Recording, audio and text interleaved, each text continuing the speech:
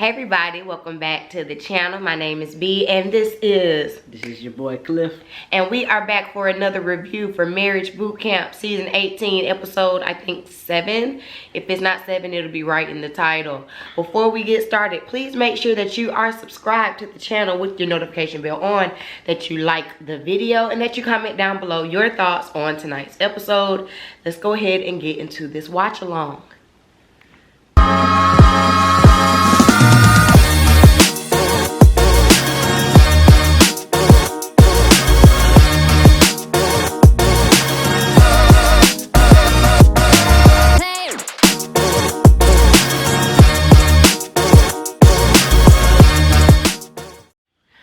Alright, so we start episode off with Dr. Ish talking to Molly. And Molly's still trying to lie.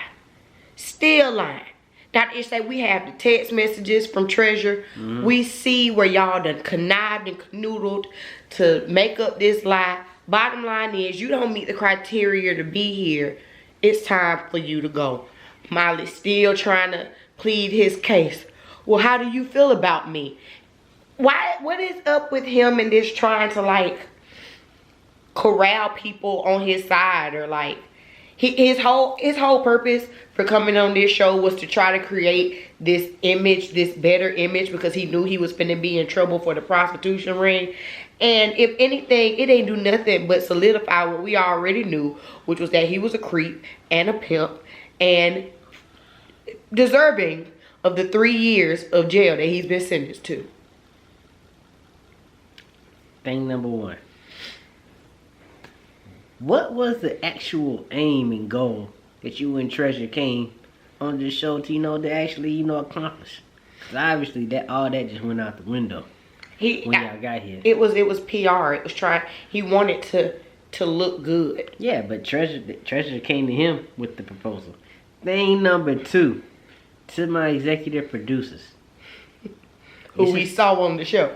This is why you have married couples. This is why when you put your application packet in, you submit a copy of your marriage certificate signed by the court of law. Well, I had a subscriber last week say that the reason why they don't keep just strictly married couples is because if they did, they probably have to get rid of the hip-hop portion of the show. Oh, well. There's plenty of hip-hop couples out there. You know how many views you get if you have Will and Jada on this? Man. Well, I guess technically they would be hip-hop, but Will and Jada would not be doing this. But anyway, so they kind of had to condense day 7 together, because y'all remember that the day before everything got messed up. Their schedule got messed up because of all of this mess with Treasure and Molly. So the beginning of the day started off with them doing the sex puppets from last week. So now the day is going to start with respect. They are given the task to fight as their partner in whatever like common argument that they tend to have. So you have to fight like your partner would fight. I'm just beginning to think this whole TV enterprise is just trash. Well, it's TV. It's trash. It's trash. There's nothing real about reality. Who didn't know that? There's supposed to be actual counseling, man. It's supposed to be actual counseling. You get an actual married couple. You don't even have to have as many couples as you have in here. They ain't got but 4. Well, 3 now. How many you want? 2? 1? I'm just saying. I out the top of my dome right now, I know married couples that are celebrities that need to do this. Rashida and Kurt. Rashida and Kurt could use that shit. You right about it. There's plenty of them. Ray J and Princess. Child, I don't want to see Ray J and Frankie. I don't want to see them. That is not going to work. There is not enough counseling in the world for them. I'm sorry. Hey, I'm just saying that just gives them more reality TV show. That's true. Gives them more reality. I'm just saying that, and that's just off the top. That is of the dome. That is true. All right. Well, let's see about this disrespect. So we start with the disrespect. Money and Tuff are the first to go. They decide their argument is going to be on how Money pulled back from helping him with his career. Again, Money is playing tough. So she begins. Why would you do that? This benefits the family. If we would have did it, we could be living lavish. You be Money, I'll be Tough. That's what I'm doing. Oh, which one am I doing? You being tough. I was already being Money. I was already there. Alright. Let me try again. And sing. Why would you pull back? Why would you help me? Why wouldn't you help me? You're supposed to be my wingman. And it's supposed to benefit us. It's supposed to benefit the household. We could be living lavish. You just think I'm supposed to help you? When you out there, you know, fucking and sucking on everything? That's all I got. Right, that's all he has. So apparently Tuff says that he doesn't hear Money. He hears her yelling, but he wasn't listening, and he just blacks out because he gets so mad. That says that you're not listening. You're so much into how you feel about the argument and the disagreement. You're not even hearing your partner. You don't even understand where she's coming from. You're not even trying to understand the purpose of the argument. Why are you shaking your head? I disagree. Okay, well what? I think it's a defense mechanism. He just shuts down. He just tunes everything out and you turn into the Charlie Brown teacher. Bull. Bull. If the argument is about how you didn't help me with my career, wouldn't you want to hear why the person didn't help you? How was that an argument? Huh? You say something? I'm done with you. I'm done with you. Alright, so Nori and Neri's argument is what we have seen, not only on this show, but if you're watching Love and Hip Hop Miami.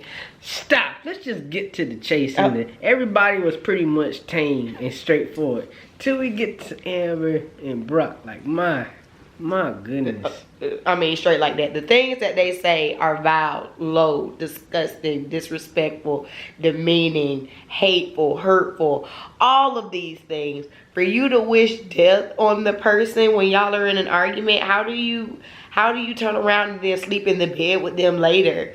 And he brings up about her kids, and he says it's because he feels like she's had those kids out of revenge, because she'll go off and have a baby with somebody insignificant, then turn around and come back to him, which I'm sure means come back to him and have him take care of the kids. So it's toxic.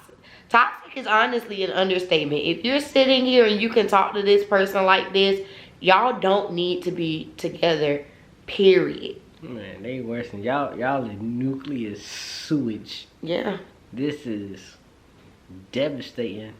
It's really bad. It triggered Money, because she was like, at the end of the day, no matter how bad the argument, the children should be out of it. And it shows you that they don't have a low. Like, there has to be a point that you just do not cross. And at this point, what is the point that you don't cross?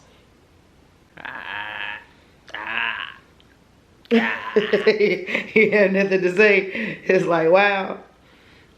This goes back to the producers. This is why you should be married. Well, no. Honestly, I think well, I don't necessarily believe that they, like I said, I still think that their relationship is a money grab for the show. I do.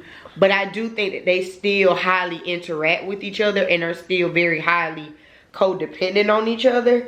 And if you're speaking like this to the next person, that needs to be handled regardless. Yeah. Boy, they just need individual work. They need to unpack individually. That's true. They just don't need to be together, period. But after the exercise, Dr. Ish gives them the assignment to go and talk to somebody other than their partner about what they just experienced and witnessed. So it looks like Brock is talking to Neri, Money, and Amber are talking, which leaves Nori and Tuff to talk.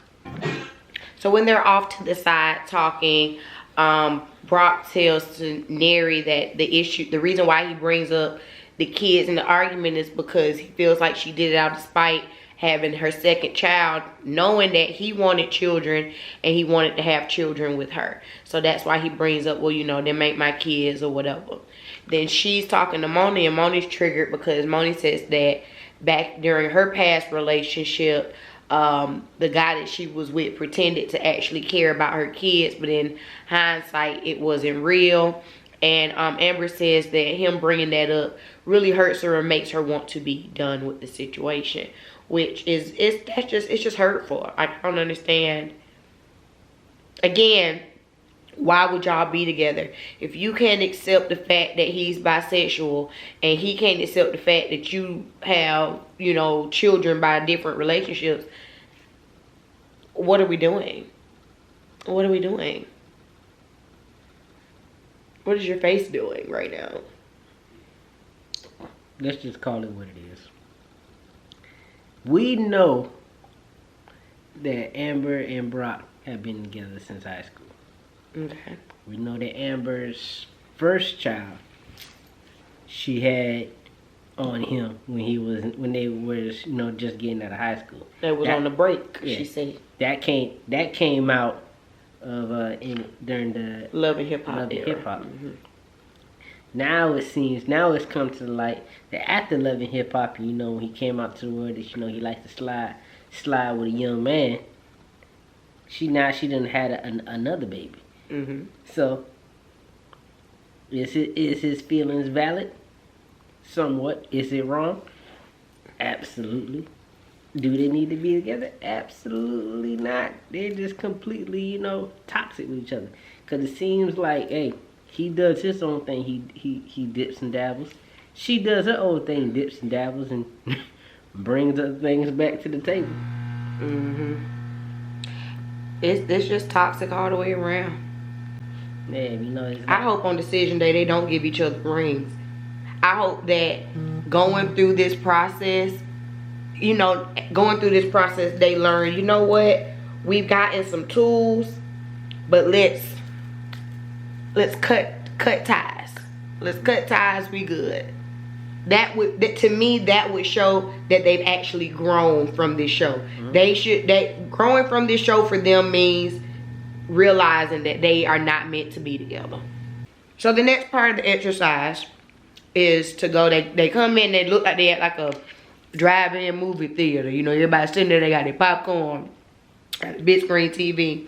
Moni goes up and sees her daughter on the screen, and she has to read the transcript of the nasty things that she said to Tuff to her daughter. And she reads it, and her oldest daughter. And she reads it, and they ask kind of how if Moni talked to her like that, if she's been harsh like that to her, and the daughter says yes. And it makes Moni realize that even though, for instance, with her daughter, she's trying to teach a lesson, or with Tuff, she's trying to teach a lesson, though her delivery is falling flat to those who she's trying to speak to. And she said that it really made her look at the situation differently, because her daughter was in defense of Tuff, and him and Tuff don't even get along like that. Her and Tuff don't even get along like that. So she got to watch how she speak. Then we see Amber, which again, vile, disgusting things that she said. And she had to say those things to her little sister, who we find out is also battling breast cancer. And as she's reading this list, the little sister's eyes are just like, a gasp. A gasp. And she says that it's hurtful that she would speak to Miles like that. And think about it, I'm sure, you know, the little sisters probably know Miles forever and a day, so they have a relationship. And Miles says that it's embarrassing for Kelly, the sister, to find out that this is how they, you know, speak and interact with each other. It's embarrassing. Yeah, you know they close. She called him Miles. I thought his name was Brock the entire time. Well, you know, it's only Brock for this show. So everybody else has their different people come on the screen. I'm not going to talk about Nori and Neri. It don't matter. Then you see Tuff talking to his homeboy. And the whole time he's reading the thing to his homeboy, Moni back there, like she don't even care, because she feels like the friend's going to stick up for Tuff regardless. What is that? Oh, I know what that is. Homies over hoes. Homies over hoes. Do the whole That's how Moni feels that the situation is going. Tuff says that he knows that Moni's not being receptive to what old boy friend, I don't remember his name, was saying, but he's never seen him talk to her like that. He don't know that he talked to his woman like that, so he was embarrassed to have to read those words to him. When the guy leaves, Tuff was like, all right, dude, love you, whatever. And Dr. Ish points out, well, when's the last time you told Moni that you love her? I'm like, dang. You don't even tell her you love her, though? You don't love her, but she's supposed to help you with your career. I'm just saying. Anywho, then we see Miles, Brock, whatever you want to call him, talking to his big sister Cheyenne. What's her name? Cheyenne? I think it's Charmaine. Charmaine. And he said she's like his second mother. He just, he lost his mother 2 years ago, so she's the matriarch, I'm assuming, of the family. And he reads it to her, and Charmaine gets in that ass. Pretty much to say, you were raised better than that. Your mama's probably turning around in the grave. I don't care if Amber is beating on top of your head. You don't disrespect her like that. And you could tell that, like, they have been around each other for forever. They families are families. They are a unit in a sense, but it is a very dysfunctional unit. They are still entrenched with high school. Yeah. Miles and Amber. Yeah. Miles and Amber are now completely different. They are a 180 from what they were in high school. They're not that sweet high school couple anymore. They really scarred each other on both ends, and it's equal on both sides. But the only reason, the thing that's keeping them from actually separating is the fact that they are codependent on each other and have been around each other for this, for however long this has been, this decade and a half, 2 decades, however long it's been. And so they're finding it hard to actually separate. But honey, like, ask yourself, put if you're a young lady, put yourself in Amber's shoes to find out on national TV that the guy who you profess your love to, you been with him all through high school, y'all trying to start a career, y'all in the real world together, find out that he's in love with a man. Would you get back with him? And then, if you're a man, put yourself in Brock's shoes. I would not. Put yourself in Brock's shoes. You have a young lady who you've been with. You are discovering who you are as a man moving in this world. And every time you get into an argument, the person who said loves you with all their heart comes back with a child. Not every time. Every time. She only got 2. They only broke up twice. Shut up. A full-on child. Every time. You stupid. So it's the end of the night and everybody's just kind of decompressing about what happened with the drill. Judge Toller comes out and gives her recommendation. And the main thing Judge Toller said, which I was like, that was a word, Judge. She said that you can have your message, and your message could be right, but if you write it on the side of a missile, and the missile represents yelling and screaming at your partner, if you write the right message on the side of a missile, it gets lost in the explosion. I said, yes, Judge, yes. That was it. She went by, gave her recommendations to everybody. Nori and Neri. Nori, you need to be able to trust Neri. She done been with you for 14 years. You think that you're number one, but you need to show her that she has some position in this relationship as well. Brock and Amber, we already know that they are a mess, hot mess. They are missiles flying around each other. And Judge says at the end of the day, you need to step back, to where the person is at, hear them from where they are, and walk them home so that y'all can actually get to some type of resolution. After the drill, we see Money and Tuff talking, and Money didn't even hear old friend. She didn't care about what he had to say. She felt like it was just bro code, and he was just saying, you know, just don't speak like that in public. Missing the whole point. The friend saying y'all need to separate from each other until y'all are like cooled down and then come back and talk to each other. She didn't even hear that part. So just like he be tuning her out, apparently she be tuning him out too, seems like to me. Which is why they are both stuck and stagnant in this relationship that ain't going nowhere. And then we see Amber out in the hot tub in this outfit that she been in all day. We don't know if it's loungewear or swimwear. And she's out there talking to Neri, and basically she's rethinking the whole relationship that she has with Miles, if it's even worth continuing with someone from the past when she has all these bad memories from the past, or if she just needs to go ahead and move on with her life.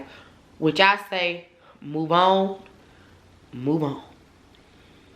Especially, she don't feel like she did anything wrong. She doesn't see any fault. You know, her ish don't stink in her mind. But that's it. That's all we have to say for this week's episode of Marriage Boot Camp. We will not be here next week, so happy early Thanksgiving. And hopefully the next time y'all see us, you won't see a third of us. So make sure that you are subscribed to the channel, that you hit the notification bell, hit the like button, comment down below, and we'll see y'all next time. Peace.